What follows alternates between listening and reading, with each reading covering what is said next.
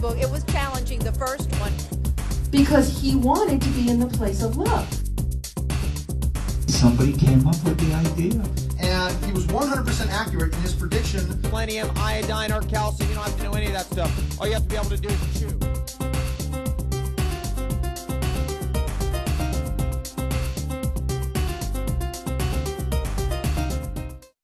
Hey, how you doing? I'm Sean Morton. How are you? Pleased to meet you. Hey.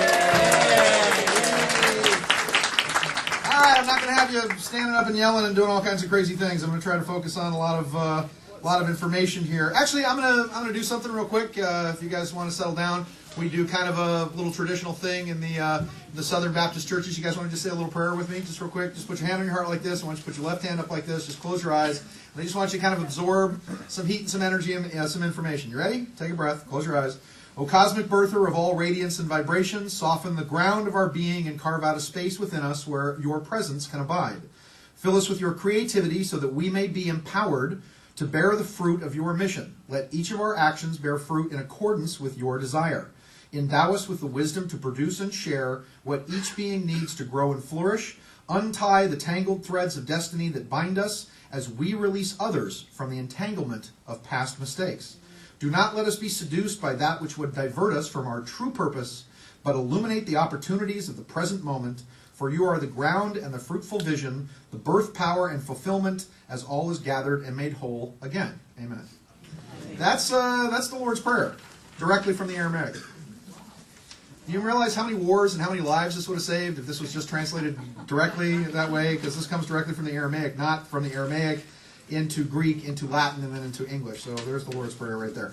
One other thing, too, that's of interest, and I think this has a lot to do with what's going on. One of my favorite Irish poets was W.B. Yeats.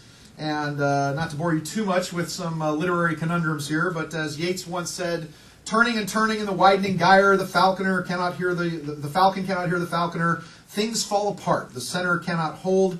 Mere anarchy is loosed upon the world. The blood-dimmed tide is loosed, and everywhere the ceremony of innocence is drowned. The best lack all conviction, while the worst are full of passionate intensity.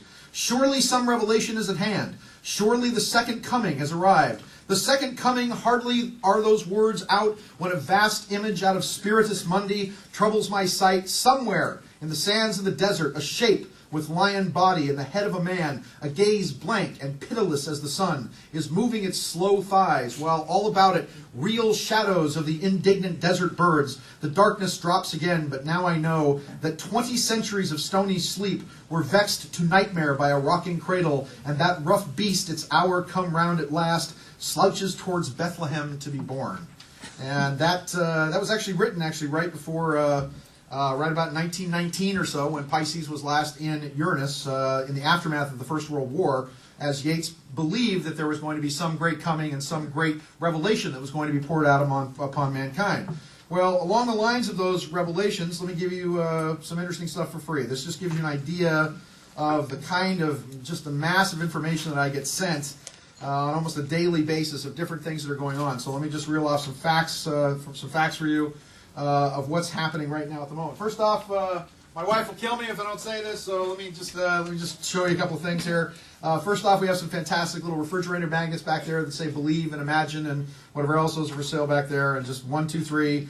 This is past life regression and post life progressions, meditations and modalities for healing and prosperity. That's back there. This is Song of Earth, which is the actual NASA space sounds of the planet at 7.83 hertz. They actually prescribe this for sleep deprivation in Japan. If there's ever a city that I can see where there's more sleep-deprived people, it's here. And actually, this comes highly recommended by my cats. And on the back they say, meow, meow, meow, meow, meow, meow, meow, meow, meow, meow, meow. So my cats say, this is the best. They love this. I play this like 24/7 in my house, and the cats actually sleep around the speakers to this.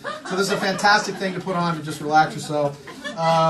This is also the Song of Earth, actually mixed with dolphins, whales, all of whom sing in D minor, interestingly enough. Then we took the sound of Earth and we mixed it with the sound of a Palladian beam ship from the Billy Meyer case from 1980. We call this sonic sage. We use this to clear haunted houses, clear negative energies and information. We've shut doorways and gaps and realities to other time spaces with this. So this is Song of the Pleiades. This is brand new. And last but not least, I'm going to be teaching this on Monday night. This is the Violet Fire and God Force meditation.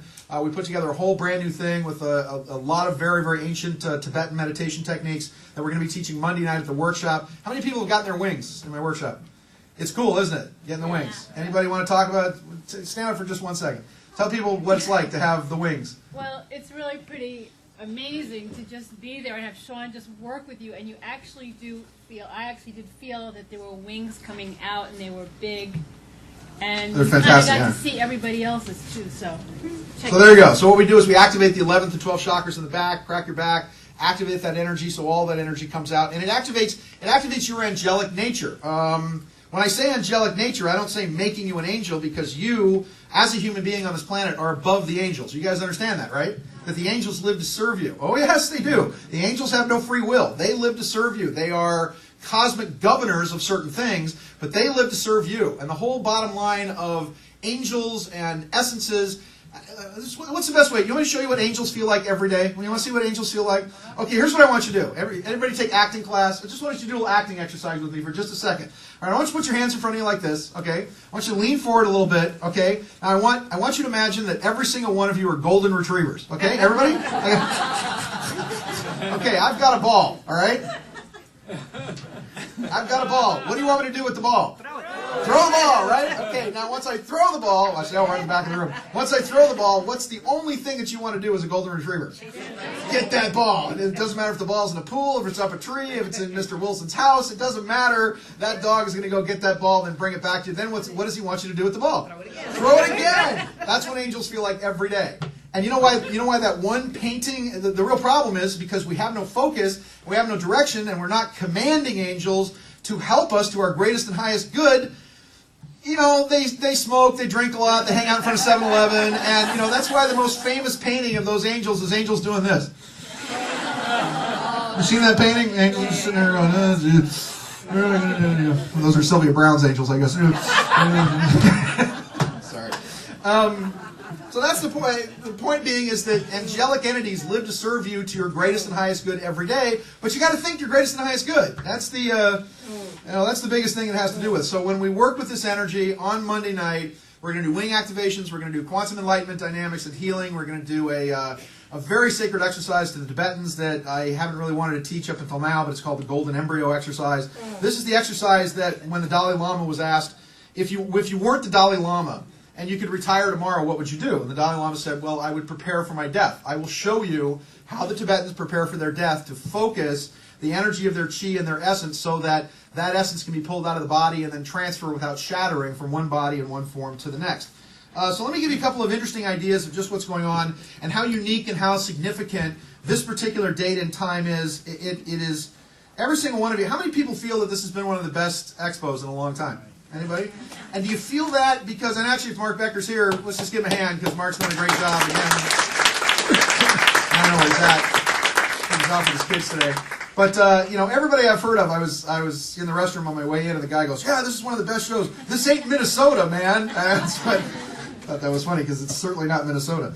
Let me just give you an idea of what's going on out there in the information cosmos of just how important today is, tomorrow is, this next week is, and the next coming, how many days till the election? 18 days, 19 days, something like that? 17 days before the election. And it's really, my buddy Thomas Morton, no relation, but my brother from another mother, he put those weird goggles on me, and you know there was flashing lights, and they put these things on your ears that like electrify your earlobes, and you feel like you're falling down a tunnel and traveling down a road. So I just came out of this kind of weird, you know, just hard vision quest of just, all I can tell you is that I was traveling down this road in this meditation, in this yogic Vedic state, while at Thomas Morton's booth back there, and all I could see was just, like white noise and a massive chaos of things that are going to happen, not just up to the election, but also after the election as well, that have to do with, shall we say, leaders shifting power, shocks, sudden starts, guys going down, people being replaced, panic in the markets, banks being seized, lines going straight down, people throwing themselves out of windows, all kinds of just crazy stuff. So as of tomorrow, and I'll just give you this because this is what's coming in to me, and I'm trying to act as a touchstone for this energy and information for all of you. This is kind of interesting because And then first off, for those of you who subscribe to the Delphi Associates newsletter, my apology. There's been a hiatus on the newsletter for about 4 months or so. I've just been traveling all around the world. I led a tour to Peru in the spring. A very close friend of mine is a college football coach in California. I led a private tour with him to Egypt. As a matter of fact, a good friend of mine used to be the coach of the New York Jets, and the coach of the New England Patriots is Pete Carroll. So he sends his regards to all of you, to his spiritual brethren. And so we went to Egypt for a week, and then we went to Israel for a week after that. And then let me see, where did I go after that? I actually taught at the International Institute of Health and Integrated Sciences, nailed down my PhD in philosophy with a specialty in therapeutic counseling. There you go, hey! And that was up in Montreal. And then I got accepted, and this is my little coat here, I got accepted to the Astrological Studies program at Exeter College at Oxford University. So that's where I was. Michael Luton, Bernadette Brady, Robert Hand. It was pretty much like being in Harry Potter and going to Hogwarts for the summer, which is pretty funny because just put pointy hats on these people and they look exactly like they're in the movie. Hey, Potter, hello, I see you back. So this is kind of interesting. There's one of the best versions of the Holy Bible that I've read, and actually while I was in the Holy Land, I read the New Testament again while I was there, which is really cool to be able to stand on the place where the Sermon on the Mount was actually delivered. And actually be able to read in modern English the Sermon on the Mount standing on the place. The church, the Sermon on the Mount was closed, so they wouldn't let us in. But that's okay, they didn't let Jesus in either. So this is what's called the Destiny newsletter. And this is from Destiny Publishers in Merrimack, Massachusetts. And they publish the Holy Bible in modern English by Farrar Fenton, which in my opinion is one of the best translations of the Bible ever. They talk about how when Christ came, that his main concern was not just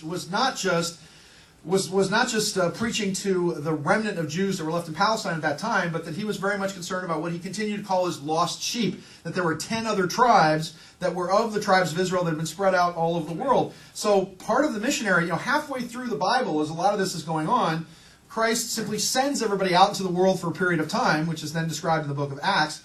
And they go to primarily Europe and Asia Minor, which is apparently where the lost tribes actually were, the Caucasus Mountains up into Europe. So there's been a lot of thought that the tribes of the Scots, of the Celts, of the Irish, even of the Norwegians and the Scandinavians, and that all of these Scandinavian Celtic tribes were all part, the tribe of Dan, the Danites, which is where the Danube River comes from, which is where the word Denmark comes from, which means land of Dan, which is one of the tribes of the Bible, that these are the lost tribes. And they've been saying for quite some time that if you look at the biblical numbering of the ages, that this year, the Hebrew year of 5769, is the end of bondage for the 10 tribes, if you will. That now the Jubilee has been called.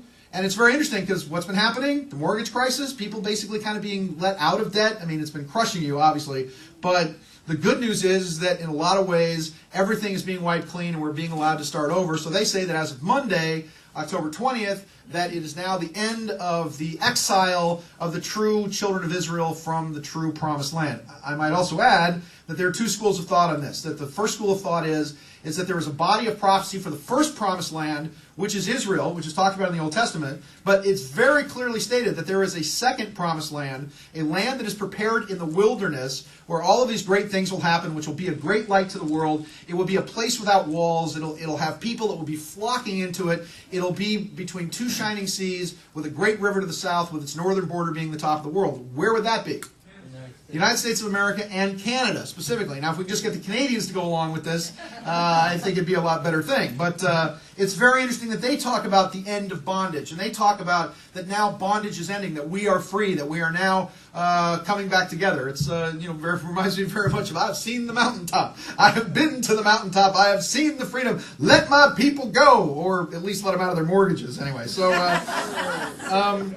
So the next fascinating thing is that while we're on the topic of the Old Testament, a friend of mine named Blue Otter, and this is a very interesting website which is called TorahVoice.org. You may have seen it, and they're talking about a man by the name of Rav Kadir. Have you heard of this? Have you seen this? Anybody? Rav Kadir, who was at least 108 years old when he passed in 2006, and was known worldwide for his spiritual connection to the Creator, was a master Kabbalist. And he was 100% accurate in his prediction of the date and the exact time for the beginning of the war of the United States with Afghanistan, and even gave a second date which is when this was first posted 13 days from now, the second date being actually tomorrow, which is October 20th. And this is from the Prophecy Keepers Foundation, and it says, this arrived this morning as a forward from an attorney in Jerusalem who secured his release after some political arrests. He then says that the veracity of Vilna Gaon, who is actually a rabbi from the 15th century, who's studied by Rav Geduri. So this is what they have to say. They're basically saying that according to the writings of this ancient Kabbalistic rabbi, that the sign of Gog and Magog, that the war is breaking out in the Jewish holiday of Hoshana Rabbah, which is the seventh day of the Sukkot holiday, just after the conclusion of the seventh of Shemitah. The Jewish people in the audience, please forgive my pronunciation, which is also the agricultural sabbatical year. What they talk about agricultural sabbatical is the Bible is based on sevens. Every seventh year, you let the land lie fallow for 1 year. You break all contracts. You repudiate all debts. You free the prisoners. You allow the exiles to come back into the country. And 7 times 7 is what? And so in the 49th year, you actually let the land lie fallow for 2 years, and at that period of time, you then give the land back to the people who had originally owned it. So a cycle of 7 years and 50 years, it's called the Jubilee, and then the Grand Jubilee cycle, rotates. And one of the things that you'll find if you study financial markets, that number one, the financial markets obey the Jewish calendar. I don't know how it works, but it does. It obeys the lunar calendar specifically. It obeys cycles of 7, where you have 7 years of an expansion of an economy and then 7 years of a contraction of an economy. Joseph talked about the 7 fat years to prepare for the 7 lean years. You probably know about the dream of the Pharaoh. So he explains that please send this out to the hand, if you will, that the word in Gematria 51, and he said 200 years ago that this is a clear indication that the war of Gog and Magog, which is Russia, it's basically Russia and Germany versus the Holy Land, which could either be Israel or the United States. And Rav Kadir said that there would be 7 years of Gog and Magog, which would be begun on Hoshana Rabbah, the 7th day of the Feast of the Booths, in the first year of the Shemitah cycle in 2001, and would conclude at the end of the year of the next Shemitah cycle, 5769, which is this year, in the Hebrew year of 2008. And he said it would be the year of war. Also, a rabbi named Yeshua Miria explained that Rabbi Kadir's understanding of the events was based on calculations from the Kabbalah from the 15th century. Basically, the bottom line is, he says that the actual war of Gog and Magog, which was started in Afghanistan, which he predicted precisely to the minute at 9:30 p.m. on the night of Hoshana Rabbah in 5761, 7 years ago, and the time when the final judgment of the nations of the world is sealed and execution begins. And it's worth noting that it was exactly 26 days from the attacks on the World Trade Center to Hoshana Rabbah, and the number 26 is an allusion to whom is making the judgment, and the judgment is coming from Hashem, God directly. The numerical value of Hashem's name is 26. We've now entered the final stage. The date of Hoshana Rabbah, 5769, is 21 Tishrei, or October 20th, 2008, which just so happens to be tomorrow. So we will see if they are correct. I might also add that in one of my lectures here, I talked about a curse that these same Kabbalistic rabbis placed upon Ariel Sharon. And I talked about it in October, saying that every time that they've put a curse on somebody, I mean, the last one was Yitzhak Rabin, actually, and Rabin was shot. And if you remember when I talked about these same Kabbalistic rabbis putting this curse on Ariel Sharon for what he was doing or giving away Holy Lands, Sharon was then summarily, well, the United States poisoned him is what really happened, because we gave him 30 nuclear bunker buster bombs, and he turned around and sold them to the Red Chinese and pocketed the dough. So now he's laying in a hospital in a coma, but by that December, he was pretty much out of the picture. The last thing, before I go off here, just some interesting dates. We've also got November 27th of this year, of 2008, all the way to November, actually all the way through 2024, is the transit of Pluto into Capricorn. Anybody familiar with what's going on? This is a generational thing that's happening, Pluto and Capricorn. You probably know the significance of this. That means that for a period between 2003 and about 2012 or so, we're going to have Uranus and Pisces along with Pluto and Capricorn at the same time. Uranus and Pisces is the Joker in the deck. It's the movie The Dark Knight Returns. It's the Joker who screws with Batman and organized crime and plays psychological tricks on the city and destabilizes government and destabilizes the police. That's the classic example of Uranus and Pisces. Pisces represents the fish that are swimming in the subconscious mind, and Uranus represents shocks, and violent shocks, and the unexpected, and the bizarre, and the unusual, and the strange, and the weird. The Joker, basically, just screwing with everybody just to screw with them. And at the same time, Pluto moving into Capricorn. Now, I had a conversation with somebody about this because I was always under the impression that New York City was a city that was ruled by the sign of Cancer. Somebody else said, no, it was Capricorn. One way or another, you guys in New York are in a bit of trouble here because what Capricorn represents is the banking system, governments, leaders, kings, finances, land, real estate, all the things that you guys are concerned about here. And what Pluto represents is sex, death, secret plots, assassination, destruction, war, underground, the king of the underworld, which means here it also rules the skeleton, the bones, and it also rules infrastructure. Specifically, if the United States, which is a Cancer country, that means Pluto is going to go after the United States particularly hard, especially New York City. If New York City is a Cancer city, which I've always been led to believe it is, that means that this Pluto is in direct opposition to what's going on with the United States of America. That also means that what we have to look forward to is leaders cycling in and out of power, the complete dissolution of the government, attempts by the guys behind the New World Order to try to put everything together, to basically merge the United States, Canada, Mexico, to merge Europe together, and they will ultimately fail completely. I mean, the whole thing will just fall apart into sort of an absolute chaos. That provides, as Warren Buffett says, be greedy when people are fearful, be fearful when people are greedy, which means that you need to look upon all of this as an immense opportunity. There's an opportunity to be made here because cash is going to be king if you pay down your revolving debt. And I don't mean to sound like, Suze Orman up here. I don't think I could fit in the pantsuit, actually. So, but Suze Orman or any of these financial experts that talk about this stuff, the process is going to be to not only stay centered and stay focused, but understand that there is immense way to profit both spiritually, to profit for the greatest and highest good for all beings in a time of chaos. You with me on this? Yeah. Because you're starting to see it happen right now. What's happened is that the real story behind the scenes is that and there's no other way to put them, the greedy bastards on Wall Street, most of whom should be in jail right now, and especially when you consider that they have managed to pull this gigantic, big, fat, snarling rabbit out of a hat, where they have managed to convince you, the taxpayer, well, and actually that's not true. Let me put you out of this. When they talked about the bailout, okay, of Wall Street and the banks, you realize that it was almost 92% against the bailout. 7% of the people were for it at that time, and yet the Congress voted for it anyway. They were like, oh, well, we need it. And by the way, the Congress, who said this is outrageous, this is too much money, sent the bill back to the Senate. The Senate put another $140 billion on top of that, sent it back to the Congress, and they voted for it. Seriously? Really?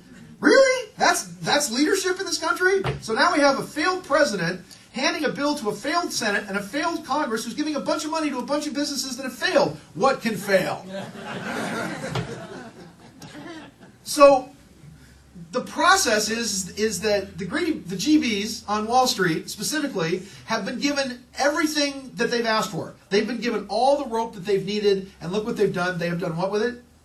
They've hung themselves, exactly. And so now they have convinced the government, and the media has tried to convince you that it is a good thing that we can now privatize profit but socialize debt. Get it? Because remember that house you lost? Well, guess what? You're paying for it anyway. And that's where it's all coming down. And the process, now, I'm not sure how many people have actually gone through this. I have a friend of mine that had a real estate development down in San Diego. This guy put $19 million of his hard-earned money into building a community, which got stopped for a number of different reasons because of what was going on with the banks. And the bottom line was the bank was dealing with him and was saying, okay, we'll make this work, we'll process this, we'll cut a rate here, we'll do this, we'll do that. But they were acting like human beings for a change. The minute the word of the bailout came along, they froze everything that had to do with my friend and basically said, well, we're going to take the government's money and we're going to take your land and we're going to screw you too. So this is what's been going on all the way around it. They no longer have to deal with you, the people, as humans, if you will. They just figure Uncle Sugar's going to give them all the money they need, and that and then they can take your house and they can do whatever they want with it with no consequences to them whatsoever. You see where revolution is being sown here? Let me give you one other concept of this. Pluto in Capricorn, the last time Pluto in Capricorn, which is the Pluto in Capricorn return for the United States of America, was the Revolutionary War, 1765 to about 1780 or so. So when I say get mad as hell because I'm not going to take it anymore, which is what we kind of fooled around with yesterday, I mean it. That's what Pluto and Capricorn means. People are going to start saying, I'm mad as hell, I'm not going to take this anymore, your leaders are going to be removed. I don't care who becomes president of the United States on November 4th, they're not going to be there long. I can guarantee you that. They won't be there long. What you saw as a preview of Pluto and Capricorn was February of this year through June, when you saw Fidel Castro. Remember when nobody saw Fidel Castro and everybody thought he was dead? Then he was alive again, then he was dead. Then there was a report that Fidel Castro was still alive, and then he was dead again. Then his brother, and then he abdicated really and put his brother Raul in charge. Same thing happened in Pakistan. Here you have Musharraf. Musharraf is the strong man. He allows elections. He moves, comes out. You have Benazir Boutros who comes up. She takes over. She gets shot. Musharraf comes back again. But now we don't know who's in power in Pakistan. That's what it's going to be like in the United States. Kings, queens, presidents, prime ministers, all cycling in and out of power. All these shocks to the system. In Europe right now, there are 26 various countries in Europe that were hoping to form the European Union. There is no European Union without the Germans. And what they did is that when Iceland went bankrupt, they seized their bank, stock market went belly up, they seized their banks, the whole country went bankrupt. Now, not only can you buy a Bork song on iTunes for $1, for $1, Bork will come to your house and sing you the song. That's the from Iceland, including wearing the swan thing that she wore at the Academy Awards, I think, for an extra 50 cents. So, although I can say that what Russia's been playing in this game, and this is Putin and Medvedev. Remember Medvedev, say that 3 times real fast. He will continue to be before he became president. He was the leader of Gazprom, and Gazprom is the Russian oil company. And what he and Putin have now figured out is that the Russians can actually use oil and gasoline as a diplomatic weapon against the Europeans. So the good news is going to be you're going to see the price of oil drop rather precipitously. And the reason that's going to be is because the Russians are now talking about undercutting the Saudi Arabians and selling oil super cheap at about 30, 35 to 40 bucks a barrel to the Europeans, getting the Europeans hooked on their oil and their natural gas. So if the Europeans decide, they're going to put, say, nuclear missiles in Poland, now that Poland has joined NATO, to point them at the Soviet Union. If NATO decides that they're going to take any sort of action against the Russians, they don't have to send a single troop, a single bomb, a single tank, a single plane. All they got to do is do this. And they turn off the spigot, and the Europeans all freeze to death. 26 countries have said, woe is us. We formed the European Union to protect our economies. You know what the Germans said? I don't think so this time. I think we're going to keep the money for ourselves. That sounds kind of French, actually, but it's like, no, we keep the money for ourselves. No. Now I sound like Arnold Schwarzenegger, right? I mean, I live in California where Arnold Schwarzenegger is our governor. How ridiculous can that be? It's just, and I'm using Arnold Schwarzenegger in a spiritual talk, and you guys want to whenever you see an Arnold Schwarzenegger movie, he does 3 things. This is how you know the preview is going to be good. He makes that one pain sound, that kind of sound. He always goes, take my hand if you want to live. Take my hand if you want to live. And he always goes, get out, get out, get out now. So I always thought the perfect movie would be. And now, the epic you've been waiting for. Arnold Schwarzenegger as our Lord Jesus Christ. See Jesus chase the money changers from the temple. Get out, my Father's house should be a house of prayer. Get out now. See our Lord Jesus walk on water. I'm walking on the water, Jesus, I will follow you, walk on water. Help, Jesus, I'm sinking. Quick, Peter, take my hand if you want to live. They nailed him to a cross. Oh, Lord Jesus, what do we do? Don't worry, I'll be back. Hey, there we go. All right, there's my routine.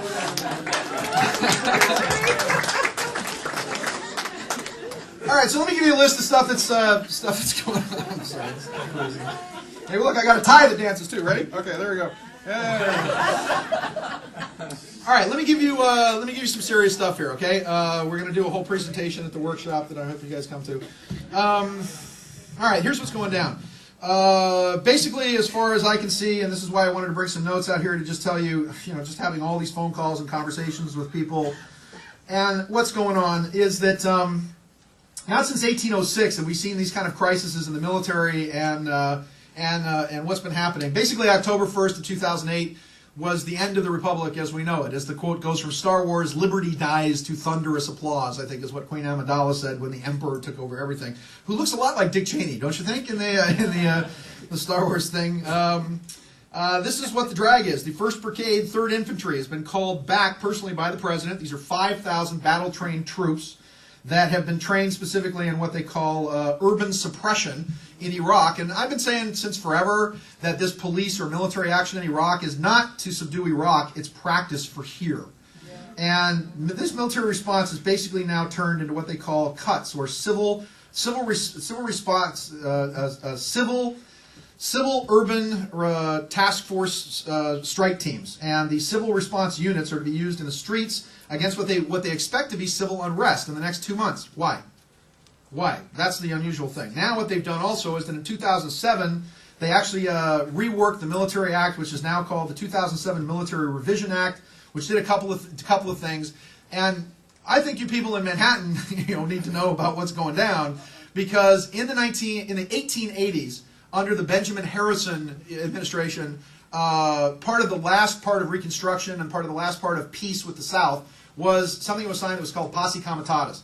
Posse Comitatus, which sounds like an arcane piece of admiralty law, in essence said that the federal government could not station troops within the sovereign states. You with me on this? Well, they did away with that in 2007 with what they called the Military Revision Act. As part of that Revision Act, they also changed the oath in the military. Please ask your military friends, because this is where I'm getting it from. Their oath used to be, I swear to protect and defend the Constitution and the people of the United States. That's not the oath anymore. The oath is now, I swear to do as I'm ordered, and I swear to carry out the orders and my honor and loyalty to the President of the United States. So now they take it directly to the executive branch, not to defend the Constitution and the people, which I think is particularly frightening. Also, if you're talking about putting military in the streets, you don't even have to use strike teams. You don't even have to use Posse Comitatus. For example, anybody here from New Orleans or familiar with New Orleans? Anybody? What happened in New Orleans? And here's what I kept trying to think of. When you look at the video that came out of New Orleans and you see these snippets of conversation coming from people who are standing on bridges, who claim that they watched levees be blown in New Orleans, who had to live on a bridge for 2 weeks, talking to an ABC reporter who says, we saw the thing blow up right in front of us, and then we had to live on this bridge for 2 weeks. What, you didn't think we'd notice that they used explosives on this levee? The levee that collapsed, by the way, they just put $5 million of rebar cement. It was brand spanking new. And when this collapsed, and I kept thinking to myself, why? Why destroy a city in the United States, and why destroy that city specifically? Number one, because Halliburton came in and bought up most of the land, which was particularly oil rich. Number two, the governor of the state was told by Bush, you can have as much federal help as you want before this, even before the hurricane hit the shore, but what we want to do is circumvent the Constitution and allow us to put in U.S. troops. And the governor said, that's against the law. It's against Posse Comitatus, it's against the Constitution. We'll take your help, but you have to empower the National Guard. And Bush's exact response was, have fun with that, you're on your own. Unless we get what we want, no way. And that's one of the reasons why New Orleans went down. Then, when the city was evacuated, one of the reasons why they were killing everybody's dogs is because Blackwater Security became the martial law force inside New Orleans. They were shooting out street lamps, they were shooting out lights, and they were killing people's dogs because they give away your position at night if you're an invading army. Well, now, when you realize that there's over 150,000 Blackwater contractors making about $6,000 a week in Iraq right now, well, that also means that as part of this little bailout that they just passed with the Congress, they gave the President of the United States a discretionary fund. You know what a discretionary fund means? It means you can do anything you want with it. It's a personal bank account. They gave the President of the United States a personal bank account, a discretionary fund, for $100 billion, along with a checkbook for anything the President of the United States wants to do. Which means now Bush can supervent the Congress, he can supervent the Constitution, and he can actually completely supersede due process of law and actually place military units anywhere in the United States and pay for it, I might add, which means Blackwater or strike teams or whatever else. And along with this, if you begin to understand that everything that they're doing right now is being designed not to calm the financial markets. If you watch Bloomberg and you watch what I call OVNN, which is the Oy Vey News Network, because it's just like Oy Vey every time you watch the news. If you watch what's going on, Bloomberg and Bernanke and Bush are creating panic. They're creating panic. When you have the head of the Federal Reserve stand up and give a speech and the market drops 788 points, what the hell is that? what are they doing? You got to think to be dangerous, because the idea here is, what are they trying to create? Why are they creating panic in the markets? And are they trying to collapse everything to do a couple of things? One, either merge all of these together into a one world super state, which they've in essence done. As far as October 1st of 2008 goes, we are now, ladies and gentlemen, a more communist country than China. We now have a nationalized economy. Do you realize that? You realize the bank you're going to is now owned by the federal government? You realize that everywhere you're going to go, as far as the stock market, mortgages, and whatever else, that the feds are basically going to tell you what your interest rates are, the whole thing. That the Fed has now taken over Fannie Mae, Freddie Mac, which puts them in 26 countries around the world, that now they're talking about the Lehman Brothers bailout, the whole thing. The federal government is all owning this. And with the Fed now saying it's okay, we have $1 trillion set aside. My question is, what, you just put a rope around a forest so you can cut down the trees and print the paper to actually just start handing out to people? And this is where the rubber's going to meet the road. The last thing to go is going to be what we call the derivatives market. The derivatives market is a casino. It's just made up. And they're talking about a collapse of $1 quadrillion. That's 1,000 trillion. $1 quadrillion collapsing in the next 60 days. So as far as that goes, there's another very interesting operation going on that they call Black Swan, that nobody seems to know what it is. Well, it's connected somehow to 4 guys in Denver who, when the Democratic Convention was going on at that time, there were 4 guys who were arrested by the Denver police. These 4 guys had flak jackets, they had Teflon-coated armor-piercing ammunition, they had 4 sniper rifles with laser sights geared into 750 yards, and when the Denver cops caught these guys, they came to the conclusion that they were going to try to assassinate Barack Obama. Feds came in and said, they're no threat, let them go. And the Denver police went, what? We caught these guys like red-handed. And the feds go, they're no threat, let them go. And they let them go. So the question then becomes, look it up. If you can find it on YouTube, it's out there. Remember the 4 guys that they arrested? They look like the mullet guys, kind of white supremacist kind of dudes. So it's going to be very interesting to see, no matter who gets in, something will happen. And when you talk to guys in the government, they're saying, so, how's the Secret Service doing? And they're like, man, everybody's quitting like crazy. I'm like, why are they quitting? Because nobody wants to protect whoever's going to be president next. And I said, why? He says, because, and you talk to inside government guys, it says, because everybody knows that whoever it is going to get shot. I'm like, really? Oh, that's kind of interesting. And of course, once again, Pluto and Capricorn, with what's going down. Here's the rest of this. I have about 10 minutes here. Protesters across the country. By the way, that's you folks in New York, and people that were protesting at the Republican National Convention and protesting at the Democratic Convention are now being charged as domestic terrorists. There has been a mass arrest of immigrants. Do you realize that in the past 8 months or so, there's been close to 30,000 illegal immigrants that have been rounded up and arrested as a practice for the possibility of rounding up, arresting, well, you, American citizens. Journalists have been arrested at the RNC. Protests. No video was allowed actually out of the Republican National Convention. The only video that we got was a guy who buried it before he was arrested, got out, and went back and managed to disclose it. There's the good possibility that the president could declare martial law before the elections. C-SPAN. On C-SPAN, check it out. YouTube video of Brad Sherman. Brad Sherman said that when the $1 trillion bailout bill came into the Congress, and the 140-some congressmen who were voting against it, he said they were taken into the cloakroom and physically threatened by Secret Service agents and members of the executive branch who said, if you don't vote for this bailout now, we're going to put troops and guns and tanks in the street. There will be martial law in the streets by next week. Brad Sherman, check it out. He's on YouTube. He's actually, it's kind of funny, his name is Sherman, and he's actually a Democrat from Sherman Oaks, California. But he's been saying also that the financial markets have been, the crisis has been hyped, that they're whipping up the markets, and the discretionary spending fund for what they call crowd control. They're already talking about a stolen election, soldiers following orders, taking a vow directly to the president. There's a lot of people also who say that this stuff can't happen here in the United States. And I might point out that these are American troops with Blackwater security. Blackwater guys are mostly mercenaries from Hong Kong, Spetsnaz troops from Russia, Hong Kong police. They're pretty brutal guys. And at the same time, U.S. troops are carrying out, executions, murders, rapes. They're kidnapping one member of the family to get another member of the family. They're using waterboarding. Torture has been directly sanctioned by the executive branch. Do you think they're not going to do that kind of stuff here on us? So anyway, in America, once again, Bush is making the claim. Lawyers are basically now saying that the legal claim that the Bush administration has made through executive orders is that the whole world is a battlefield in their war on terror, which means torture, abduction, anywhere, troops on the ground, and that they consider legally America to be the battlefield against the war on terror. So what is, and I talk about I just made some notes on what the purpose of the New Orleans levies are. Military law trumps U.S. law. No district attorneys to arrest president for a coup.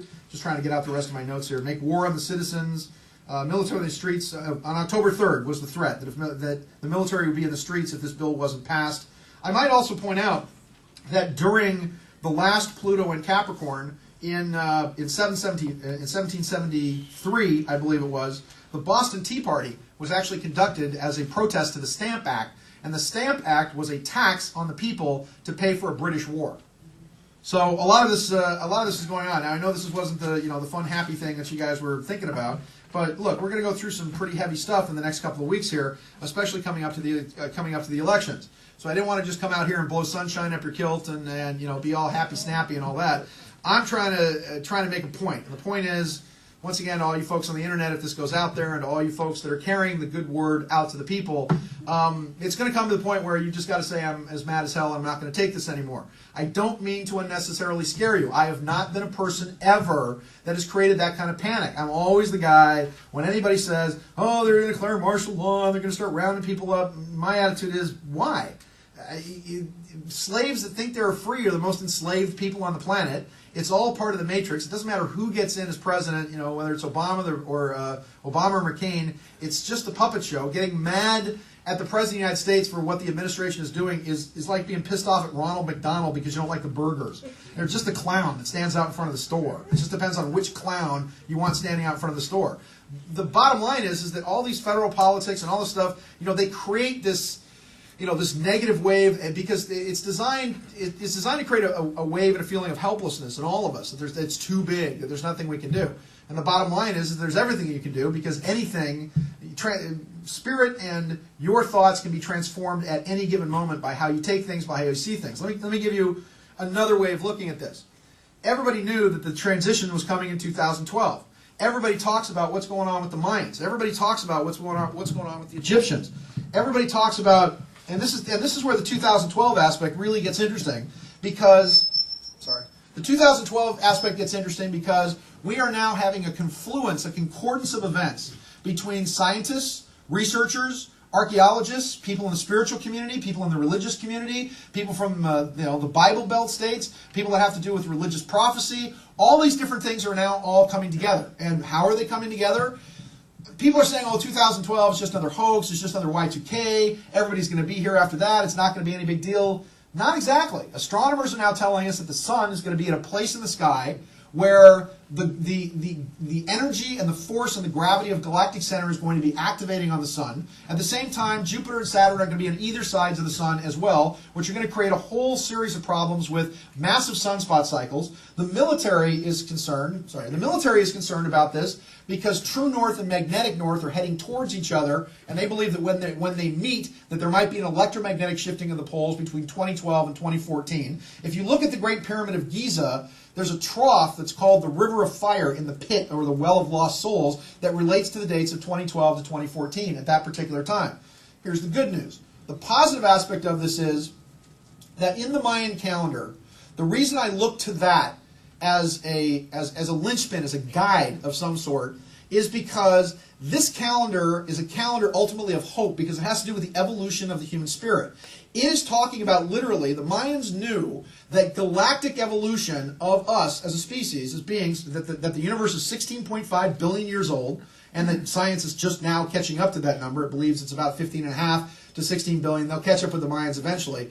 And that 16.5 billion years builds in a pyramid that as time progresses, instead of you just having your birthday where the planet goes around the sun every 360 days, you celebrate that cycle of the same thing over and over and over again, instead of just being another year older, the Mayans look at it from the process that the calendar builds to a crescendo, that you get wiser and wiser and wiser, and things move up and up and up and up and up. To give you the fascinating part about this is, and the fascinating part about Egypt and about the calendar and about what's going on in Peru and Machu Picchu and all the various chakra points, from the root chakra at Lhasa, Tibet, to the second prostate ovarian chakra at Cairo, Egypt, to the solar plexus chakra at Stonehenge, to the heart chakra at Machu Picchu, to the throat chakra at downtown Los Angeles, to the third eye chakra of Tenri City outside of Osaka, Japan, to the crown chakra, which exists within all of you as the neural net nervous system of the entire planet, what Pierre Jardin called the noosphere.